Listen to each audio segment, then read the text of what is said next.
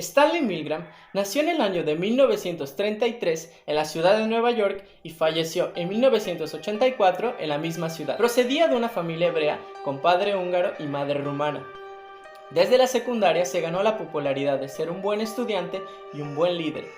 Incluso uno de sus compañeros sería Philip Zimbardo, quien en el futuro sería también un importante psicólogo social.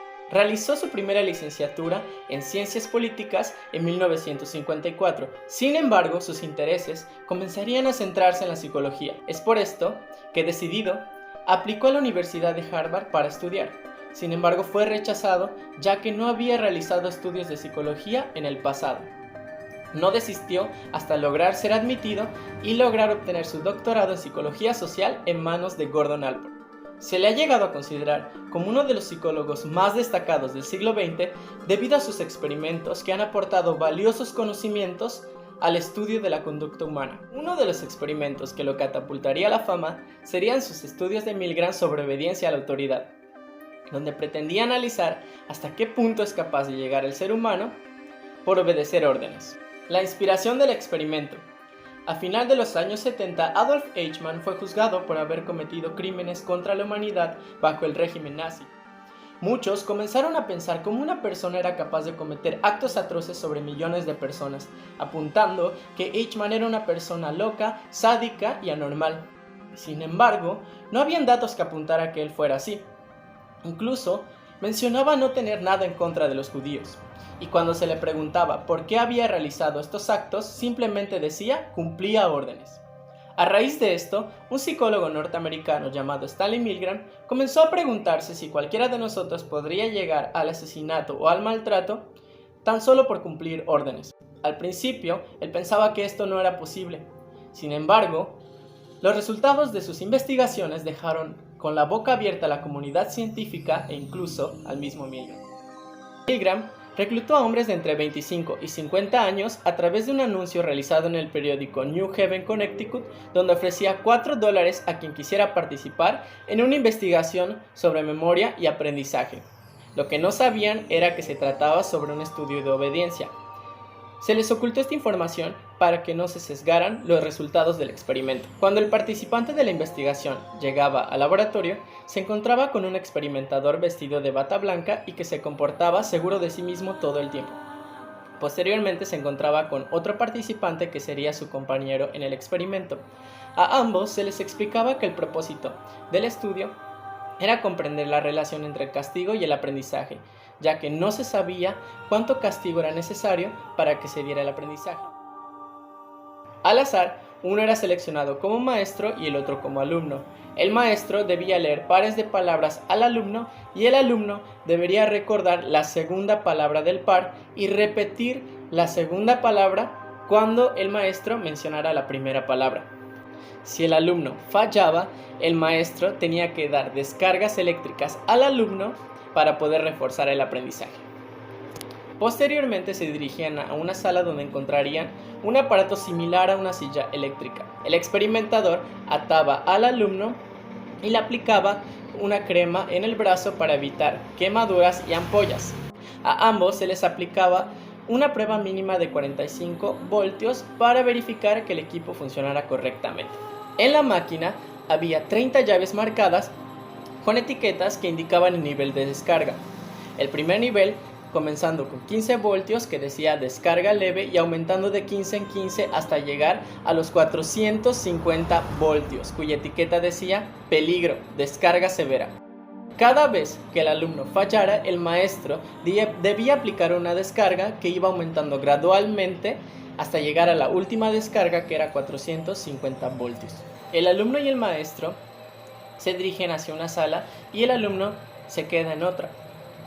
El maestro puede dictar las preguntas a través de un micrófono y escuchar las respuestas del alumno. A los 75 voltios, el maestro comienza a escuchar las quejas del alumno. En este momento, el maestro comienza a ponerse nervioso. Sin embargo, específicamente a los 120 voltios, el alumno grita, diciendo que las descargas son dolorosas. A los 135 aúlla de dolor. Y a los 180 grita que ya no puede soportarlo. Y a partir de los 300 voltios está con estertores y ya no responde a las preguntas. El maestro, así como el resto de las personas que hacen de maestros durante el experimento, se van sintiendo cada vez más ansiosos, deseando ya no continuar con el experimento. Sin embargo, el experimentador alienta al maestro para que éste continúe con las preguntas, con algunas frases como por favor, continúe. Y si el maestro sigue dudando, el experimentador utiliza la frase el experimento requiere que usted continúe. Y después es absolutamente esencial que continúe. Y por último, no tiene elección, debe continuar. Si después de esta frase el maestro se resiste a continuar con el experimento es suspendido. Los resultados. Los datos obtenidos fueron sorprendentes. Los científicos habían predicho que la descarga máxima sería de 130 voltios. Sin embargo, el 62.5% de los sujetos obedeció, llegando hasta la descarga máxima de 450 voltios. Incluso aunque en la descarga 300, el alumno ya no diera señales de vida.